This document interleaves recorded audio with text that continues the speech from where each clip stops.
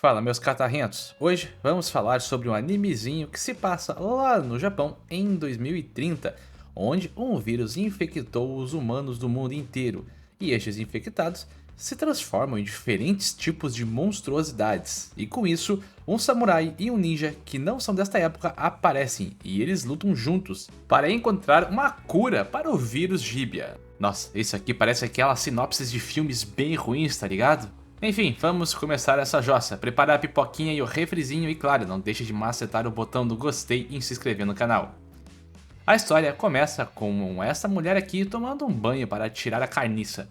E depois ela parte para fazer uns videozinhos para o TikTok, gravar informações importantes, dizendo que seu nome é Funada Kathleen.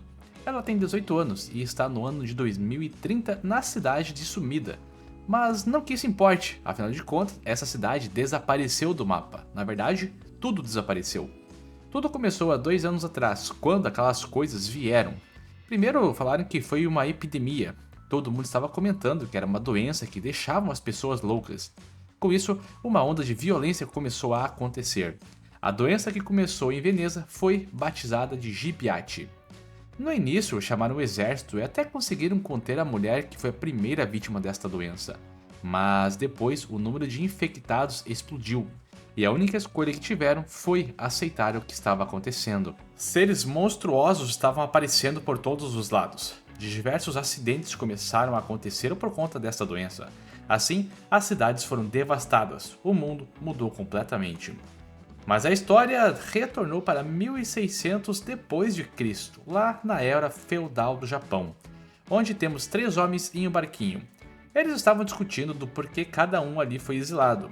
À sua frente havia um samurai chamado Sensui, explicando que foi traído pelo seu mestre. Desta maneira, foi exilado para não ter um fim trágico. O outro ali era um ninja e disse apenas que matou um dos magistrados de alta patente e antes de ser executado decidiu fugir, assim sendo exilado do país. Eles estavam indo em direção a uma ilha remota, até que no caminho uma grande luz brilhou na água. Isso se chocou contra o barco e assim ele acabou virando na água. Sensui acordou horas depois em um rio, no meio da cidade já nos dias atuais, se perguntando onde diabos veio parar. À sua frente acreditou que aquilo era um castelo. Sanada estava ao fundo, falando que não sabia onde estavam. Os dois acreditavam que deveriam estar no mundo dos mortos, e as construções em volta deles eram extremamente impressionantes. Os dois homens caminhavam pela cidade, sem encontrar um vestígio de vida humana. Até que por fim encontraram um homem que estava se tremendo no meio da rua. E de repente um choque elétrico passou na mente deste fulano, e ele começou a ter uma espécie de convulsão, e ao mesmo tempo se transformar em uma monstruosidade horripilante. Este monstro encarou Sensui, e eles estavam se perguntando o que estava acontecendo ali, parece que estavam no inferno. Os dois homens correram e pegaram alguns objetos que estavam na rua. Sensui pegou um pedaço de cano e confrontou o demônio à sua frente, que já estava avançando furioso. Conseguiu se defender e ao mesmo tempo contra-atacar o monstro, mas o pedaço de cano foi partido ao meio pelas mandíbulas afiadas. O monstro voltou a se virar, e do outro lado apareceu Sanada atirando um extintor, e quando fez isso, o objeto explodiu em fumaça. O monstro contra-atacou, porém Sanada praticamente se teleportou daquele lugar ali, e ficou bem feliz porque este monstro era extremamente lento. Logo atrás deles, um carro chegou, e Kathleen saiu de lá e utilizou uma arma que eletrificou o monstrão, o fazendo cair no chão em um instante. Ela berrou que não iria durar muito tempo, e que eles deveriam subir o quanto antes. Ela chegou perto daquele monstro e coletou uma espécie de amostra do sangue. Então mandou os homens a seguirem rápido. Assim, a turminha entrou naquele carro, e os homens se perguntavam que tipo de carruagem era essa. Os homens no carro perguntaram se por acaso estavam no mundo dos mortos. E a garota se espantou com esta pergunta, dizendo que ali, na verdade, era Tóquio. O motorista elogiou estas roupas deles, eram coisas bem raras hoje em dia. E eles falaram que estavam em Edo e eram samurais. E o Motora respondeu que aqui era a mesma cidade, mas era no futuro. E a partir de agora, eles tiveram uma conversa super natural, tipo, que legal que vocês são samurais que viajaram uns 1000 anos para o futuro. Então, né, legal, né, pô, legal, aqui é legal, sabia? Só tem tipo uns monstros bizarros assim, mas assim, é legal, sabe? E para os dois viajantes no tempo, era uma história extremamente difícil de acreditar, já que batalharam por tanto tempo e derramaram tanto sangue, e do nada estão aqui. Mas eles perguntaram se aquele monstro de antes era um humano que estava doente. E Catelyn confirmou que aquilo lá era chamado de Gíbia. A doença ainda era transmitível, mas só se os Gíbias espetassem seus ferrões. Sansui só tinha lembranças do campo de batalha, o mundo de antes era só de violência, e agora parecia tudo igual. O motorista perguntou onde estavam as espadas do samurai, e ele revelou que só chegou nessa terra com o que tinha no barco. E Sanada revelou que era apenas um shinobi, então não precisava de armas tão elaboradas assim. Porém, um samurai sem uma arma era inútil. Sanada revelou que o título de Sensui era o matador de milhares, ele era forte à beça. E o motorista falou que tinha uma espada em sua casa, poderia pegá-la. E logo meteu o pé do carro falando que iria primeiro para casa e que eles poderiam continuar até o acampamento. Com isso, a turminha seguiu até um lugar seguro. Tinha menos de 100 pessoas neste acampamento, mas todas eram boas pessoas. À frente, Brian a abordou e logo perguntou quem eram aqueles dois esquisitões ali. E os dois se apresentaram, e Brian disse seu nome também. Ele era um militar e um dos responsáveis por este acampamento. Os dois chamavam muita atenção por conta de suas roupas. Os olhares das pessoas eram bem afiados. Com certeza eles não gostavam de novas pessoas estrangeiras. À frente estava a mãe de Catelyn, e ela correu para avisar que encontrou um samurai e um ninja na rua, tipo, quando tu conta para seus pais que encontrou um novo cachorrinho e trouxe escondido para casa e não quer levar uma surra, sabe? E vocês acham que a mãe respondeu o quê? Tudo bem, filhinha querida, que bom que você encontrou essas pessoas estranhas que viajaram no tempo, que coisa legal, querem o que do café da tarde? E foi isso, literalmente isso. Essa galera aqui tá muito despreocupada para um apocalipse do mundo, hein? Catelyn explicou aos dois quando saiu que sua mãe era desequilibrada mentalmente. Não sabia mais diferenciar humanos e gíbias, ela teve um trauma bem forte. Eles foram até o doutor do acampamento, e lá havia um homem com uma cara de brabo. Este era Adam, e foi o único até agora que teve a reação mais normal. Um samurai e um ninja que viajam no tempo? Não, nem que a vacatuça que iria acreditar nisso aí. Apenas saiu da sala falando que tinha que buscar suprimentos e que Catelyn ficaria responsável por esses dois para não fazerem nenhum tipo de besteira no campo. Yoshinaga era o médico à frente, e ele estava estudando a doença que transformava os humanos em criaturas monstruosas, e sinceramente acreditava naqueles dois. Afinal de contas, esse mundo já estava maluco mesmo? Não seria estranho topar com alguns viajantes no tempo. O médico explicou que assim que é infectado pela doença Gibiate, o veneno entra no corpo e se reproduz infinitamente, até transformar o humano naqueles bichões. Pediu para os homens verem algumas imagens que estavam ao lado. Todos aqueles eram variações da doença, e a partir do momento que entrar em contato com o ferrão de um Gibia, leva-se 5 horas para ser transformado. O médico então revelou que os infectados pelo vírus constantemente ficam ouvindo o som da água pingando antes de exibirem os sintomas da transmutação. A turminha voltou para o acampamento e o médico informou que estavam procurando uma vacina para isso, um remédio que faria os Gibias voltarem a serem humanos. E dentro deste trailer boa parte de sua pesquisa estava gravada. Então, as luzes do acampamento acenderam, tudo estava tão brilhante para os dois homens. E é revelado que os Gibias odeiam as luzes, por isso quando a noite cai, o acampamento fica totalmente aceso. Catelyn entregou a amostra do monstro que conseguiu mais cedo. E naquela mesma noite, ela mostrou a câmera para Sensui e pediu para ele falar sobre tudo, até sobre sua técnica esmagadora de espadas. E ele achou muito estranho ter que conversar com esse troço aí. Então explicou que foi adotado por um espadachim estrangeiro quando nasceu, e desde lá aprendeu tudo sobre as técnicas de espada. Quando completou 15 anos, foi adotado pelo seu mestre atual, e desde então treinou sem parar e lutou sem parar também. Podia lutar com uma ou duas espadas, até mesmo armas mais rústicas e bárbaras. No acampamento tinha uma área residencial, e ali tinham cerca de 50 pessoas morando. E no caminho, Catelyn mostrou uma espécie de dojo, e pediu por uma luta contra o samurai. Sanada falou que ela não deveria fazer isso, porque aquele samurai tinha um título inigualável entre os homens de sua época. Ela perguntou qual dos dois era mais forte, e Sanada respondeu que na espada ele tomou um couro, mas uma luta nunca é só sobre espadas.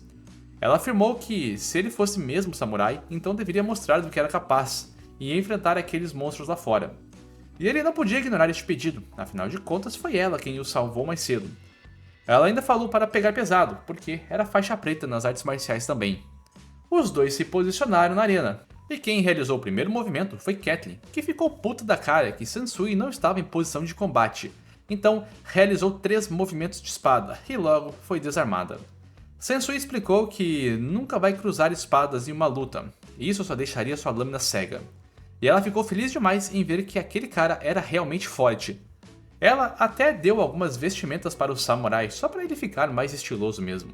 E Sanada estava até mesmo com cabelo azul agora. Kathleen inventou moda na cabeça do coitado. Mas no fim ele acabou gostando, um ninja de cabelo azul, isso sim era bem chamativo.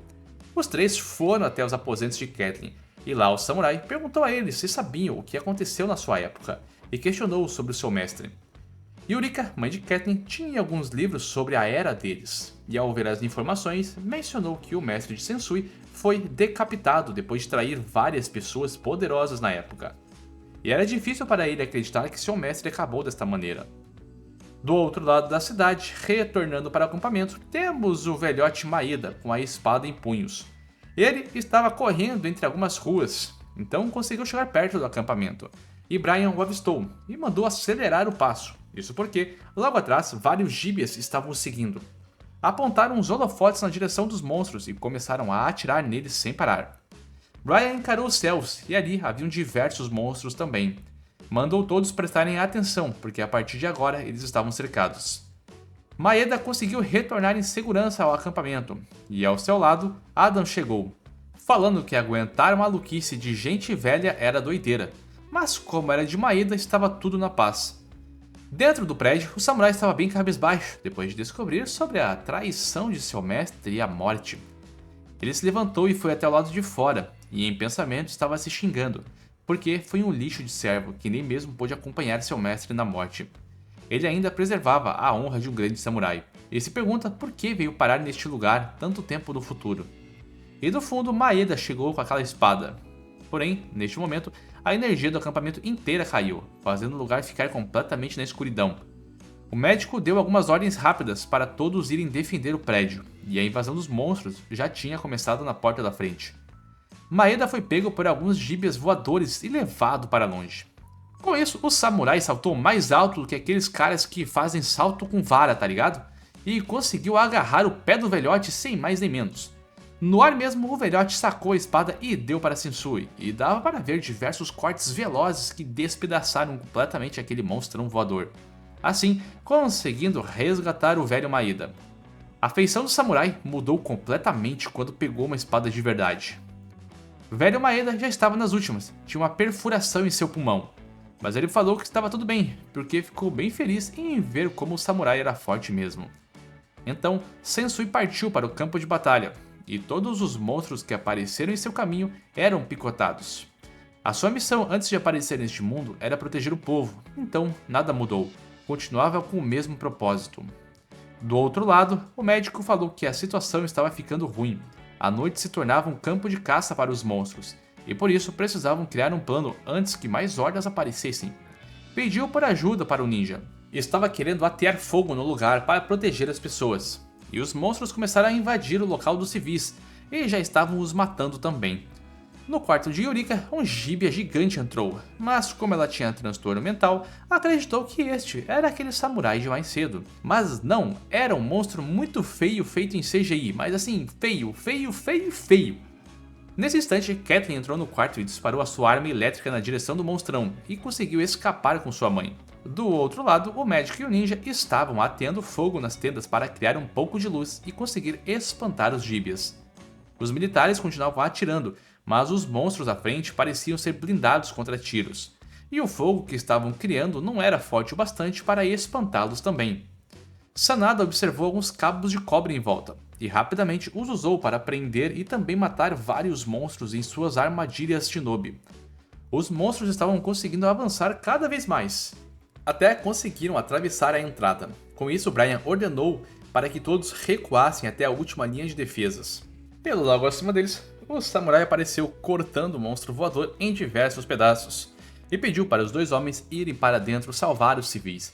Poderiam deixar esta posição, porque iria defender. Brian mandou o samurai não morrer, então ordenou a seus homens que ainda estavam vivos e que assim não era muita gente, para retornar para salvar os demais. Assim, Sensui conseguiu caçar livremente todos os monstros ali, e todos conseguiram observar a ferocidade deste samurai, o homem que carregava o título de Matador de Milhares. Dentro do prédio, os militares começaram a entrar e matar os monstros, conseguindo salvar alguns civis. Adam foi de encontro com Kathleen e conseguiram retirá-las da posição que estavam. Sensui começou a lutar contra os monstros que eram blindados, e a katana velha já estava cega. Logo atrás, Sanada arremessou uma granada que explodiu o monstro, dizendo que eles tinham brinquedinhos bem poderosos nesta era. Todos se reuniram em volta daquele trailer do médico. Ali dentro estava a futura esperança do mundo. Tinham que proteger o máximo possível as pesquisas da vacina. E todos conseguiram observar o samurai e o ninja lutando contra aqueles monstros. E sinceramente, isso aqui tá parecendo muito aqueles roteiros que um garoto de 8 anos fez, mas seguimos. A luta durou a noite inteira e só parou quando o sol raiou. E assim, os monstros voltaram a se esconder. O médico eliminou um dos homens que estava se transformando e explicou que tinha que fazer isso enquanto a transformação não estava completa, senão ficaria mais difícil de matá-los. Depois de muita luta, o samurai foi até o velho Maeda, e ele estava em processo de transformação também. Todos estavam à sua volta para se despedir. Maeda disse que foi muito bonito em assistir o verdadeiro samurai lutando, estava feliz de o ter visto antes de morrer. E em seus ouvidos só conseguia ouvir o som da água, isso significava que estava se transformando. Então pediu para o samurai dar um fim em sua vida. Sendo assim, todos se retiraram daquele local e deixaram apenas os dois sozinhos. E Sensui respeitosamente executou o último pedido do velho Maeda com a sua própria espada. Kathleen estava chorando muito, isso porque o velho Maeda foi quem a socorreu quando os surtos dessa doença começaram. Ele sempre esteve ao seu lado e a protegeu, não só ela, mas a quase todos deste acampamento. Em um rio, na mesma cidade, um novo homem apareceu, e ele era calvão de cria. No acampamento, os sobreviventes estavam queimando os corpos daqueles que faleceram e também de alguns monstros. Toda a base ficou arrasada por conta do combate. Eles vão ser obrigados a procurar outro lugar. Yurika sugeriu ir para o interior, onde vão ter menos monstros. E o médico se lembrou que em uma cidade ao norte existia uma equipe que pesquisava a evolução dos Gibia. Então reuniram toda a equipe para discutir o que precisavam fazer. Primeiro, tinham que resgatar várias amostras do vírus pela cidade, e talvez consigam um meio de transporte melhor no caminho. Então eles foram até um prédio lá no centro, e lá foi informado que era uma clínica médica, e no topo deste prédio tinha um helicóptero e talvez, com sorte, possam usar. Antes de subirem, mandou todos prestarem atenção neste lugar, porque estava bem escuro e teriam monstros ao caminho. E mal 10 passos depois de falar isso, já estavam lutando contra diversos Gibias. E surpreendentemente ainda tinha energia para abrir as portas deste lugar. O médico informou que este lugar era bem seguro, esteve trancado desde a evacuação e tinha suprimentos suficientes ali. Também mencionou que iria para a sala de pesquisas e depois iriam para o telhado. O médico estava analisando as amostras que conseguiram, e neste momento, Brian entrou na sala e perguntou se eles realmente conseguiriam criar uma vacina. Então retirou de seu bolso várias tags dizendo que perdeu muitos homens nessa batalha, mas se pelo menos uma vacina poder salvar muitas vidas no futuro, vão reconhecer o sacrifício dos homens que perderam as vidas. E o médico sorriu, informando que sim, vai ser possível fazer ainda mais, porque agora possuem aliados bem fortes, como o samurai e o ninja. A turminha foi até o topo do prédio depois de coletar tudo, e realmente tinha o helicóptero intacto lá, ele estava novinho em folha, foi tirado agora da concessionária. Neste instante, Sensui sentiu alguém os vigiando, parecia ser uma intenção assassina. Olharam para o prédio ao lado, e lá tinha um grande homem deitado ao chão, e ao olhar um para o outro, perguntaram se deveriam ir lá socorrer aquele cara, afinal de contas que mal tem, né? Atravessar um prédio infestado de monstros para salvar uma pessoa que você nunca viu na vida e que está deitada sem sinais que está viva ou morta. Só mais um dia normal por aqui. E quem foi pilotar o helicóptero foi o médico. Sim, o cara sabe fazer de tudo um pouco. Levaram o helicóptero até o prédio ao lado, mas no caminho um berro deixou todos atordoados e quase derrubou o helicóptero. Quando olharam pela janela, viram um Gibia variante. No topo daquele prédio, o homem grande acordou, questionando que tipo de passarinho metálico e gigantesco era esse. Eles ficaram surpresos, porque aquele monstro estava em um lugar aberto e com luz. O médico precisou virar o helicóptero rapidamente para fugir dali, mas o monstrengo projetou sua linguinha para fora e conseguiu prender o helicóptero. O ninja abriu a porta e logo saltou na direção daquela língua gigantesca e prendeu vários fios de cobre junto de granadas que portava. Assim, conseguiu explodir a língua. E ele estava preso ao helicóptero pelo fio de cobre que deixou nas mãos do samurai. Isso aqui tá melhor do que enredo do Velozes e Furiosos, tá? Mas, ao olharem para a língua do monstro, ela não tinha sido destruída por completo. E a língua se partiu em vários projéteis que estavam indo na direção do ninja, até que Sensui saltou do helicóptero e conseguiu o salvar no caminho. Ambos estavam agarrados um ao outro, e o samurai mandou-o arremessar na direção daquele monstrengo. E ao fazer isso, minha nossa, que coisinha mais horrorosa, que baixo orçamento esse monstro, hein? Meu Deus, coisa horrível! Enfim, o samurai teve sua espada quebrada antes de cortar o monstro. Suas linguinhas se projetaram mais uma vez como chicotes. Conseguiram puxar o ninja de volta para o helicóptero e não poderiam retornar para ajudar o samurai. Aquele berro de antes quase fez a aeronave perder o controle. Lá embaixo, o homem grandão estava acenando, e com isso o ninja o chamou de monge e pediu a ajuda dele para combater aquele monstrão. Precisavam sair do helicóptero. Ele apenas soltou uma risada, confirmando que ajudaria eles. Então arremessaram os fios de cobre para o monge. E, surpreendentemente, o cara começou a puxar com muita força, levando o helicóptero para o lado contrário. Assim, conseguindo deixá-lo em cima do prédio. E a turminha começou a saltar para o chão, mais uma vez. Literalmente, todo mundo foi pulando, igual como é pular na piscina, tá ligado? No caminho, a língua do monstro se projetou contra Brian, e o acertando no ar. E olhem só essa bizarrice aqui, a galera tá caindo de pé no prédio, depois de saltar uns 10, 15 metros de altura. É muito idiota isso, não tem física nesse mundo. O grande homem se apresentou, seu nome era Onikura Yuki, um monge guerreiro. Essa história ficou mais louca a partir de agora. A turma encarou o helicóptero, e quem ficou lá dentro foi o ninja, que não me perguntem como, mas aprendeu a pilotar. Então, foi com o helicóptero na direção do monstro e o jogou naquele grande vão do prédio e explodiu completamente a aeronave no impacto junto do monstro. Mas como ele é um dos protagonistas, conseguiu se salvar dessa situação, se pendurando com seus fios de cobre. Depois dessa batalha, a turminha se reuniu e o ninja ficou surpreso de conhecer o famoso monge guerreiro Onikura. É dito que este monge deu um baita trabalhão para Oda Nobunaga. E ele veio de um passado ainda mais distante do que a nossa duplinha ali. Perguntaram para ele como é que foi transportado para este futuro, e ele revelou que apenas se jogou em uma vala de água quando estava sendo perseguido por inimigos.